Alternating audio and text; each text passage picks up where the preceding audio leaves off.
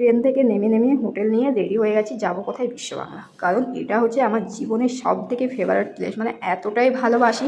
আর সবাই আমাকে কোশ্চেন করছে এখানে এসে কী আছে, কিছু নেই, আমার এই পরিবেশটা খুব ভালো লাগে। এখানে আসলেই মনে আমার মনটা যেন পুরো শান্তি হয়ে যাচ্ছে। তো এখানে ক্যাফেতে দাঁড়িয়ে কিছু ফটোশ্যুট করলাম, ভিডিও করলাম।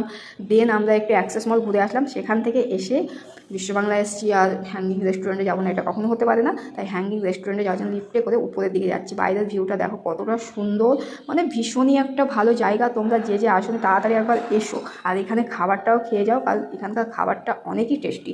যখন খাবারটা অর্ডার দিলাম তারপর সাইডে এসে অনেক ফটোশ্যুট রিলস করলাম, কারণ এর আগে আমি যখন এখানে এসেছিলাম একটা প্রবলেমের জন্য আমি এখানে বেশি সময় দিতে পারিনি, খেয়ে ছুটে আমাকে বেরিয়ে যেতে হয়েছিলো। সেই কারণে আমি কোনো ভিডিও বা ফটোশ্যুট বেশি করতে পারিনি। তা আজকে আমি মন জান দিয়ে ভিডিও বা ফটোশ্যুট করলাম। বাইরে থেকে ভিউটা দেখো কতটা সুন্দর, দারুণই লাগছিল। আর এখানে আমরা অর্ডার করেছিলাম চিকেন তন্দুরি চলে এসছে। খাবারটা খুবই টেস্টি ছিল, তার সঙ্গে একটা মকটেল ছিল, সেটা দেখানোর সুযোগ হয়নি। বাচ্চা নিয়ে